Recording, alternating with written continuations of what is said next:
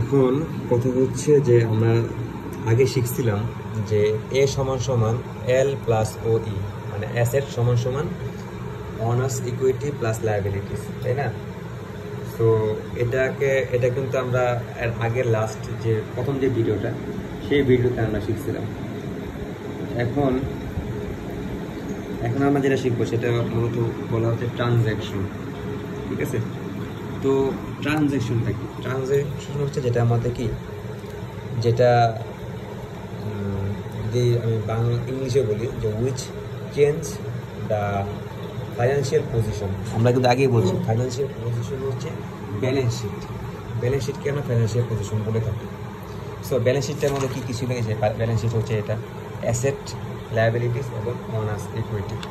So আমার তো যেই ট্রানজ্যাকশনটা বা যে চেঞ্জেসটা হবে, হ্যাঁ, সেটা হবে কি ফাইন্যান্সিয়াল পজিশনে, মানে কি বা ব্যালেন্স শিটের মধ্যে যে পজিশন হবে, ব্যালেন্স শিটের মধ্যে কী কী থাকে? অ্যাসেট থাকে সমান সমান লায়াবিলিটিস প্লাস অনার্স ইকুইটি থাকে, ঠিক আছে? তো এখন আমরা দেখি ট্রানজ্যাকশন কী হবে, কী চেঞ্জ করে বা ট্রানজ্যাকশন কী বিষয়টা আসলে। প্রথমত হচ্ছে ফর এক্সাম্পল হিসেবে আমি দিই যে প্রথমে আগে বলে রাখি যে আমার বিজনেসের মধ্যে 1000 টাকা অ্যাসেট আছে। আচ্ছা, আমার যে 1000 টাকা অ্যাসেট আছে সেটার মধ্যে আমি বলতেছি যে দোস্ত, আমার 1000 টাকা বিজনেস, এটার মধ্যে 1000 টাকা আছে, বাট এখানে হচ্ছে 400 টাকা আমার লায়াবিলিটিস আছে। লায়াবিলিটিস কি? আমি কারোর কাছ থেকে ধার নিছি, তো এই 400 টাকা তাকে দিয়ে দিতে হবে আমার। আর আমার অনার্স ইকুইটি, হ্যাঁ, এটা হচ্ছে 600 টাকা, আমার নিজস্ব আছে 600 টাকা। বাট আমার মেন অ্যাসেট যে টাকা, সেটা হচ্ছে 1000 টাকা। এখানে 1000 টাকা বিজনেস আমার, ঠিক আছে? মনে করি 1000 টাকার আমি 100 টাকা করে আমি এরকম 10টা কিনলাম। আমি বললাম যে আজকে আমি 10টা বিক্রি করব। এর মধ্যে হচ্ছে 10টা যে বিক্রি করবো, এখানে 1000 টাকার জিনিস অ্যাসেট হচ্ছে 10,000, মানে কি বলে 1000 টাকার। আর এর মধ্যে 400 টাকা কিন্তু আমার লায়াবিলিটিস আছে, আমার জন্য দেওয়া লাগবে 400 টাকা ইনকাম করার পরে। আর বাকি 600 টাকা, এর মধ্যে 600 টাকা আমি নিজে দিয়েছি, আর 400 টাকা হচ্ছে আমি কারোর কাছ থেকে দায়বদ্ধ। এরপর লাভ টাভ যা হবে এগুলো তো আমার এখানে যোগ হবে, আমার 600 সাথে যোগ হবে, যেটা আমার লাভ হবে স্বাভাবিক। আচ্ছা, তো আমি এখন এটা দিয়ে আমি শুরু করলাম, ঠিক আছে, আমার বিজনেস। তো আমি দেখো, প্রথম আমি বললাম যে ঠিক আছে, বিজনেস শুরু করলাম 1000 টাকা দিয়ে, যেখানে 400 টাকা আমার লায়াবিলিটিস আছে এবং 600 টাকা আমার অনার্স ইকুইটি আছে। ওকে, এখন ক্যাশ ইনভেস্টমেন্ট করলাম, আমি ক্যাশ টাকা ইনভেস্ট করলাম।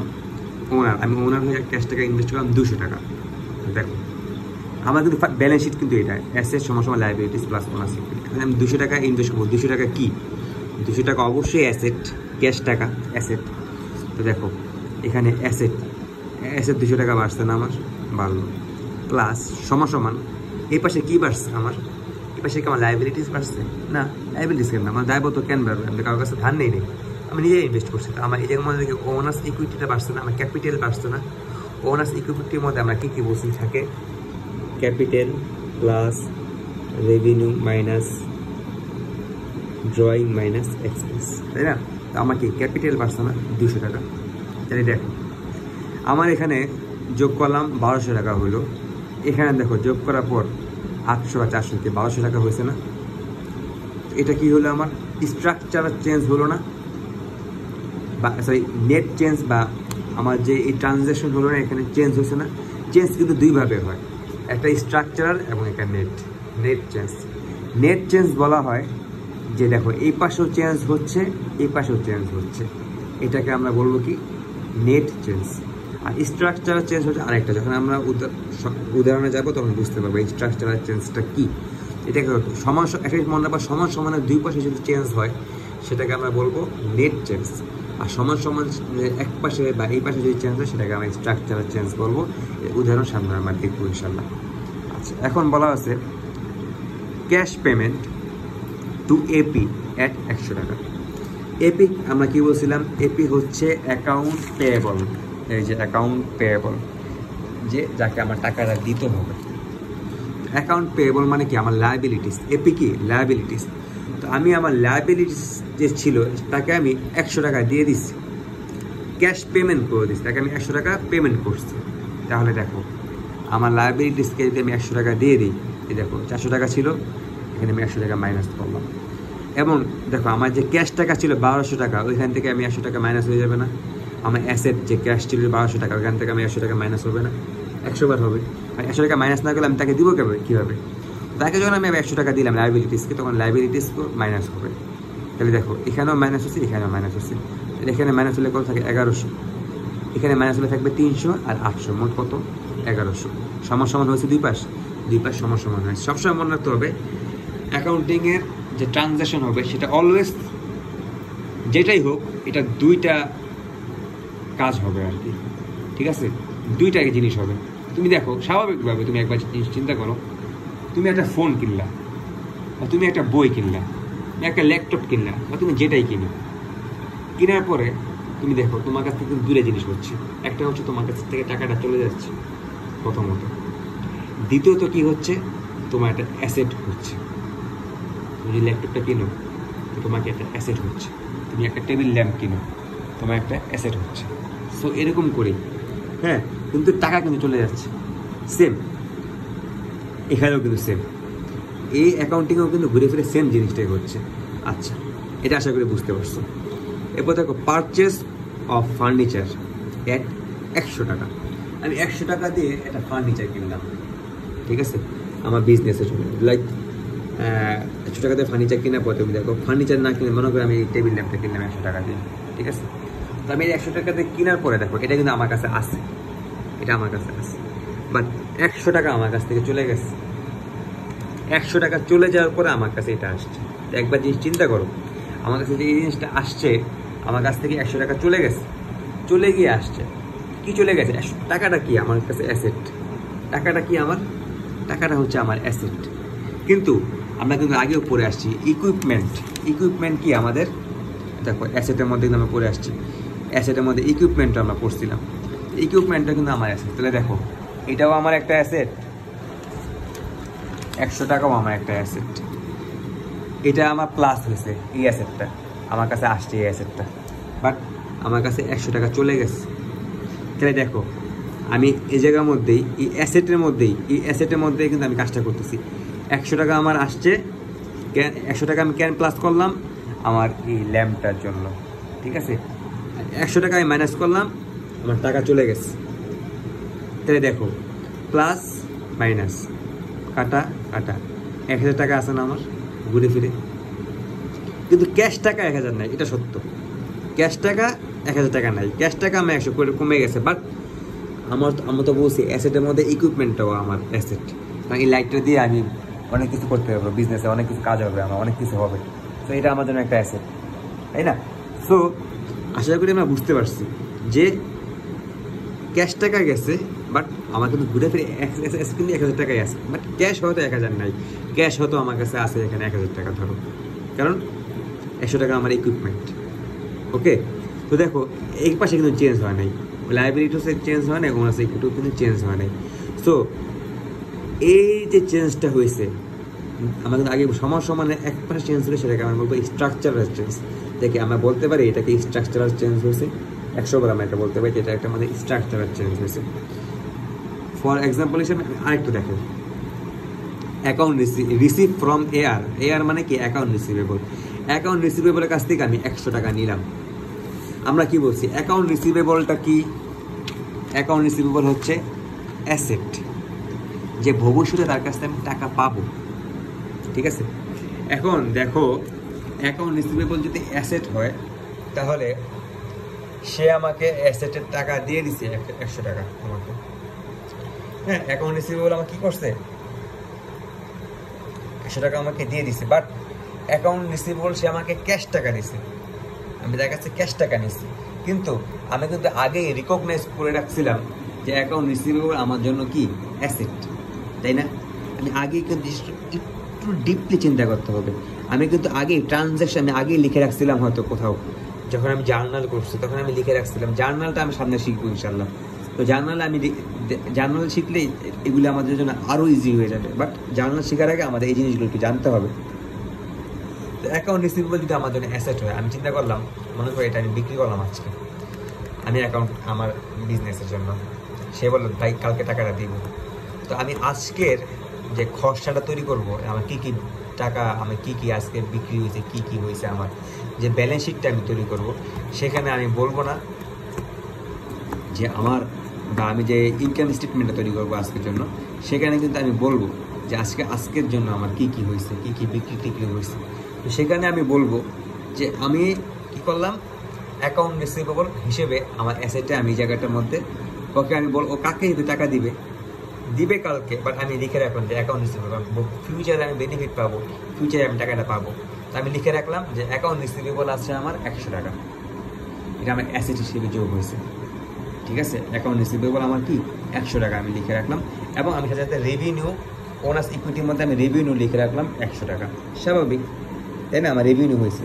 হ্যাঁ, তো এই যে এখানে টাকাটা ছিল, এই টাকার মধ্যে অ্যাকাউন্ট রিসিভেবল হিসেবে আমি 100 টাকা রাখছিলাম, এবং এখানে রেভিনিউ হিসেবেও 100 টাকা যোগ করছিলাম। এখানে 100 যোগ করছি, এখানে যোগ করছি। বাট যখন আমি যোগ করছিলাম, এই জন্য আমার 1000 টাকা ছিল। বাট দিন শেষে যখন সে আমাকে টাকাটা দিয়ে দিল, আমার কাছে টাকাটা আসলো, তাই না? রেভিনিউ তো আমি আগে লিখে, রেভিনিউ তো ঠিক আছে, আমার রেভিনিউ আগেই হয়েছে, আমি লিখে রাখছি। বাট টাকাটা কিন্তু সে আমাকে দেয় নাই, আগে দিছিল, দেয় নাই। আমি কিন্তু এখন আজকে লিখে রাখলাম যে সে যখন টাকাটা দিবে, আমি লিখবো যে আমি টাকাটা পাইছি। কিন্তু আমি যে অ্যাকাউন্ট রিসিভেবল ছিল, আমি দাবি করতাম যে সে আমাকে টাকাটা দিবে আগে। হ্যাঁ, আমি কি দাবিটা করতে পারবো? আর আমি কি বলতে পারবো যে আমার অ্যাকাউন্ট রিসিভেবল আর আছে? নাই, কারণ সে আমাকে টাকা দিয়ে দিছে, আমি ক্যাশ টাকা পেয়ে গেছি, সে আমাকে অ্যাকাউন্ট রিসিভেবল নাই। দেখো এখানে এখানে প্লাস 100 করলাম, এটা হচ্ছে আমার ক্যাশ টাকাটা, আর মাইনাস করলাম কেন জানো? আমি যে আগে ধরে রাখছিলাম অ্যাকাউন্ট রিসিভেবল 100 টাকা আমি পাবো তার কাছ থেকে, ওটা আমি মাইনাস করে দিচ্ছি। তো দেখো এখানেও কিন্তু ঘুরে ফিরে প্লাস মাইনাস হয়ে 100 কাটা গেল, ওই 1100 টাকায় আসছে। এটাও কি আমার স্ট্রাকচারাল চেঞ্জ হয়েছে কিন্তু, ঠিক আছে? নেট চেঞ্জ হয়, নেট চেঞ্জ দুই পাশেই হয়, বাট স্ট্রাকচারাল চেঞ্জ হয়তো এই পাশে হবে অথবা এই পাশে হবে। ঠিক আছে, আশা করি আমরা বুঝতে পারছি। আচ্ছা, এখানে কি বলছি, ট্রানজাকশনের সময় যদি দুই পাশে চিহ্ন আছে, এটা ওই আমি যে কথাটা বলছিলাম সেই কথাটাই এখানে লিখে আছে। ওকে, আচ্ছা, এখন আমরা যে অ্যাক্রুয়াল বেসিস অফ অ্যাকাউন্টিং হিসেবে একটা জিনিস পড়ছিলাম। হ্যাঁ, যে অ্যাক্রুয়াল বেসিস অফ অ্যাকাউন্টিং বলা হয়েছে কি, যখন তুমি সার্ভিসটা দিয়ে দিবা তখনই লিখবা তোমার রেভিনিউ হয়েছে, টাকা পাও বা না পাও, তাই না? কিন্তু ক্যাশ বেসিস অফ অ্যাকাউন্টিং আগে ছিল, বেশিরভাগ এখন অ্যাক্রুয়াল বেসিসটা ইউজ করা হয়, ক্যাশ বেসিস অ্যাকাউন্টিংটা ইউজ করা হয় না, এটা শেখানো হয় না। ক্যাশ বেসিস কি, যখন তোমার কাছে টাকা আসবে তখন তুমি লিখবা, যেমন মুদির দোকানে করে টাকা আসলে লিখে রেভিনিউ হয়েছে। বাট আমরা যখন বড় বড় মাল্টিন্যাশনাল কোম্পানিতে কিন্তু এরকমটা হয় না। তো দেখো একটু এক্সাম্পল হিসেবে আমাকে কিছু দেখাই। 1 জানুয়ারি 2018 সালে ক্যাশে সেল করছি আমি 2000 টাকা, ঠিক আছে? তো তুমি দেখো অ্যাক্রুয়াল বেসিস অনুযায়ী তুমি কি রেভিনিউটা কি রিকগনাইজ করবা? 100 বার করবা, ক্যাশ টাকা আসছে, সমস্যা কি? রেভিনিউ হয়েছে আমার, ক্যাশ টাকাও আসছে। ক্যাশ বেসিস অফ অ্যাকাউন্টিং অনুযায়ীও তুমি এই টাকাটা লিখে রাখবা যে 2000 টাকা আমার 1 জানুয়ারিতে আসছে। আচ্ছা, 2 জানুয়ারি কি হয়েছে? ক্যাশ অন ক্রেডিট, মানে কি বাকিতে আমি বিক্রি করছি 500 টাকা জিনিস সেল করছি, সেলস অন ক্রেডিট, মানে কি বাকিতে আমি বিক্রি করছি। তো অ্যাক্রুয়াল বেসিস বলে কি, তুমি রিকগনাইজ করে ফেলবা যে 500 টাকা তুমি বিক্রি করে ফেলছো। বাট ক্যাশ বেসিস বলে রিকগনাইজ করতে পারবা না, কারণ কি তুমি ক্যাশ টাকা পাও নাই। আচ্ছা, 3 তারিখে আমি রিসিভ করছি এআর এর কাছ থেকে। এআর কি? অ্যাকাউন্ট রিসিভেবল, মানে আগেই বলছি অ্যাকাউন্ট রিসিভেবল, এআর এটা অ্যাসেট। হ্যাঁ, তো ট্রানজ্যাকশন অন 2 জানুয়ারিতে যে আমার 500 টাকা বাকি ছিল না ক্রেডিটে, হ্যাঁ আমাদের লিখি নেই, তো সে বললো যে তুমি 500 টাকার মধ্যে 500 টাকা রিসিভ করে ফেলছো। তাহলে আমরা কি, আমরা কিন্তু এখন ক্যাশ টাকা পাইছি। তো ক্যাশ টাকা পাইলে, কারণ এটা তো আমরা অ্যাক্রুয়াল বেসিস অনুযায়ী আগে রিকগনাইজ করছি, তো ক্যাশ অনুযায়ী আমরা 3 তারিখে রিকগনাইজ করবো যখন আমরা ক্যাশ টাকাটা পাবো। আচ্ছা, পারচেজ আমরা কিছু কিনলাম 5 জানুয়ারি এবং ক্যাশ পেইড করছি 6 জানুয়ারি, কিনছি 5 জানুয়ারিতে, ক্যাশ দিছি 6 তারিখে। তাহলে এখন আমাদের কিন্তু এক্সপেন্স হয়েছে, এখন এক্সপেন্সটা আমরা কয় তারিখে লিখবো? আমরা কিন্তু এক্সপেন্স 5 জানুয়ারিতে বলবো, অ্যাক্রুয়াল বেসিস অফ অ্যাকাউন্টিং এর অনুযায়ী 5 তারিখে আমরা বলবো যে আমাদের কি হয়েছে, পারচেস করছি আমরা কিছু কিছু জিনিস, যেটা আমরা কিনছি কিছু জিনিস আমাদের এক্সপেন্স হয়েছে, সেটা আমরা 5 জানুয়ারিতে নোট করে ফেলবো। But cash basis of accounting বলতেছে তুমি 6 তারিখে টাকা দিচ্ছ যখন, তখন তুমি এটা নোট করবে, এর আগে নোট করবে না। জিনিসটা আমরা আশা করি বুঝতে পারছি। এরপর দেখো স্যালারি ইনকার্ড, হ্যাঁ, in 31 January and paid 5th February. Salary আমার সময় হয়ে গেছে স্যালারি দেওয়ার, বাট আমি স্যালারিটা দিই নেই। আমার 31 তারিখে আমার স্যালারি দিয়ে দিতে হবে। ইনকার্ড হয়ে আছে, এক্সপেন্স হয়েছে, ইনকার্ড। স্যালারিটা আমার ইনকার্ড হয়েছে, মানে কি আমার এক্সপেন্স হয়েছে, সময় হয়ে গেছে আমার স্যালারিটা দিয়ে দেওয়ার, কিন্তু আমি এখনও দিই নেই। আমি দিছি কত তারিখে? 5 ফেব্রুয়ারিতে দিছি। তো অ্যাক্রুয়াল বেসিস বলতেছে তুমি 31 জানুয়ারিতেই এটা রিকগনাইজ করে ফেলবা। বাট ক্যাশ বেসিস বলতেছে যেদিন টাকা দিবা সেদিন তুমি রিকগনাইজ করবা যে তুমি স্যালারি দিছো। তো অ্যাক্রুয়াল বেসিস এবং ক্যাশ বেসিস অ্যাকাউন্টিং সম্পর্কে আমরা একটা ধারণা পাইছি। এটা আসলে অ্যাডভান্স লেভেলের, এটা আমাদের মিস ক্লাসে শিখানি এই বিষয়টা এইভাবে। এটা অ্যাডভান্স লেভেলের না, বাট এই জিনিসটা আসলে অনেকে বুঝে না অ্যাক্রুয়াল বেসিসটা কী। ঠিক আছে, অনেক জায়গায় প্রশ্ন করা হয়, তখন অ্যাক্রুয়াল বেসিসটা বুঝে না, মানে বুঝতে পারে না অ্যাক্রুয়াল বেসিসটা কী বলে। অ্যাক্রুয়াল বেসিসটা এটাই বলে যে তুমি কখন রিকগনাইজ করবা, যখন তোমার সার্ভিস রিওয়ার্ড তুমি দিয়ে দিছো তখনই রিকগনাইজ করবা, ক্যাশ টাকা পাও বা না পাও। ঠিক আছে, নেক্সট ভিডিওতে যাবো না, হ্যাঁ নেক্সট ভিডিওতে, এই ভিডিওটা বড় হয়ে গেছে। নেক্সট ভিডিওতে আমরা ইনশাআল্লাহ ডেবিট ক্রেডিট সম্পর্কে একটু বিস্তারিত আলোচনা করবো ইনশাআল্লাহ।